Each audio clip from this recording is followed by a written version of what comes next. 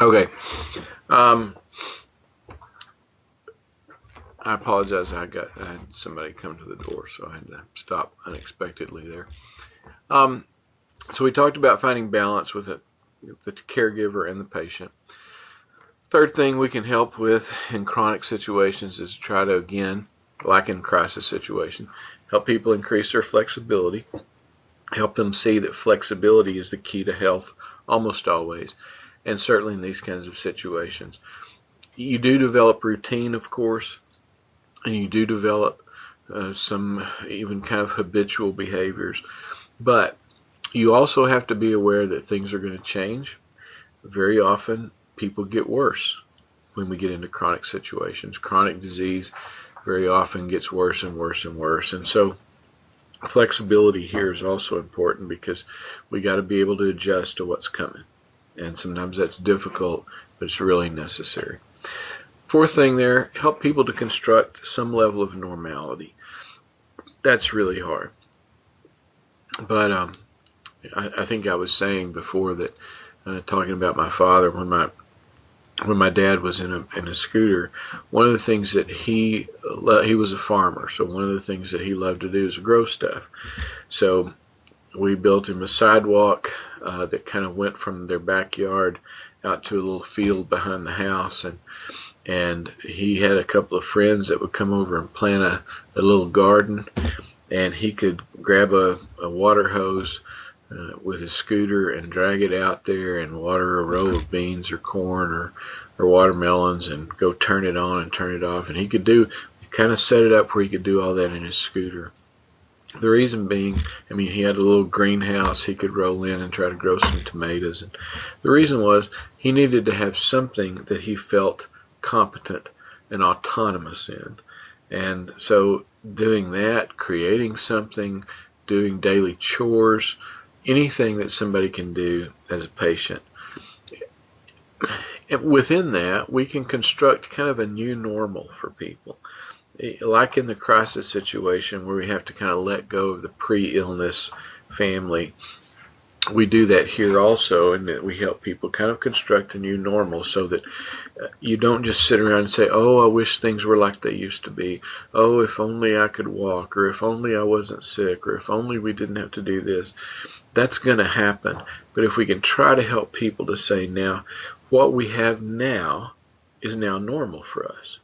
We're not weird. We're not abnormal. This is our normal. So let's learn to live with that and adjust to it and be flexible from that new normal point, as opposed to trying to get back to what we had before and continually grieving over what we lost. Let's try to say, this is where we are. This is how it's going to be. Let's live in that, and let's adjust to that.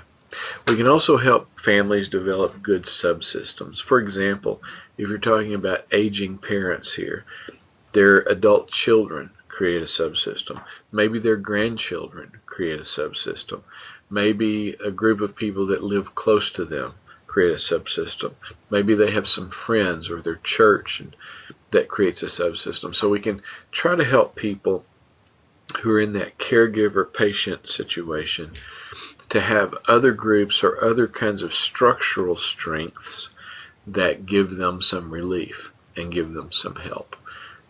And that can be family, or it can be outside of family. Now, if we're dealing with people with terminal illnesses, that might be crisis-oriented or it might be chronic. Very often it's chronic. But when it moves from one of those into terminal, we know that the end is coming. There are a few things that we can maybe try to do to help folks. Number one, sometimes there needs to be kind of a temporary suspension of development within a family. Because those normally adaptive things don't work. For example, like I think I mentioned before, if an illness becomes terminal, it might be that somebody puts off moving to a different place, puts off taking a new job, puts off going to college in order to deal with the thing that's at hand. We want to maintain normality, and we want people to try to kind of hang on to their lives in spite of the illness. But sometimes it's more adaptive to say, you were going to move to Alaska next fall for this new thing. Well, maybe we say, you know what, I'm not going to move to Alaska next year. I'm going to wait and see what happens. Sometimes that's okay. Sometimes it's unavoidable to make changes, but sometimes it's okay to say, you know what, I'm not going to do that right now. I'm going, or maybe, you know, we even move home to help someone.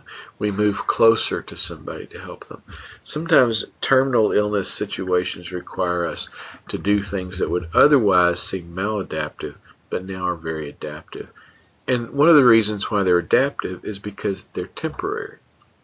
We're doing those things for a while to deal with what's at hand, and then we can move on and we can do the thing that we were going to do otherwise. It's also helpful sometimes to help people do whatever they can to increase some kind of cohesion, some kind of cohesiveness, and some kind of unity. Help families pull together.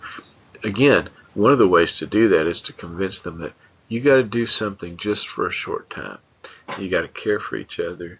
You've got to change the way that you do things. You've got to become a unit that functions well for a period of time so that you can get through this thing in a reasonably decent way.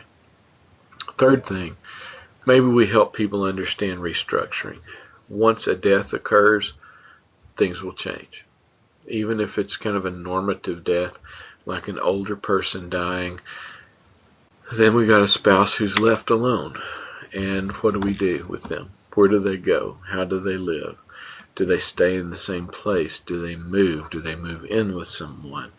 Who takes care of them? All of those kinds of things. Financial restructuring, geographic restructuring, all of those kinds of things might be a part of it. So one of the things we can do in ministering to people with terminal illness is think, when this change occurs, what are we going to do next? What kind of movements are we going to have to make? And how do we go about doing that? And sometimes therapists, certainly people in ministry, can help folks do that. Now, I want to give you this little model because I think, once again, it might be something that's kind of just helpful. And it comes from Strozier, you can see there.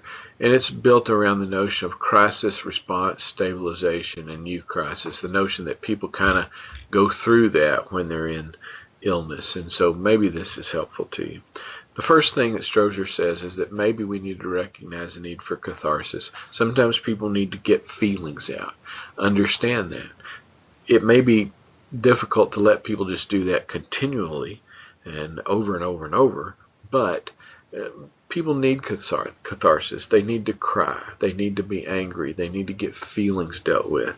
Therapists and ministers can help people deal with that. We also can help people see that a multi-skill approach very often is what works best. Networking, grief counseling, working with therapists, working with your church, working with support systems. Lots of different things come into play. And sometimes you may find yourself in a place where you're kind of the point person for that. You're helping people set up support systems. You're helping them find counselors, or you're helping them find the right kind of counselors, or you're helping them find somebody even that helps with financial planning. Maybe you need to help them find an insurance person that can help them through some of the mess that's healthcare. So lots of different things can happen there. And that multi-skill approach to helping a couple or a person or a family sometimes can be a really good thing. We can be a provider of patience and support and hope for people. Now, not silly hope, not hope that, oh, this will all be fine, everything will go away. But very often it's hope that you can be all right no matter what's coming. You can be okay at some point.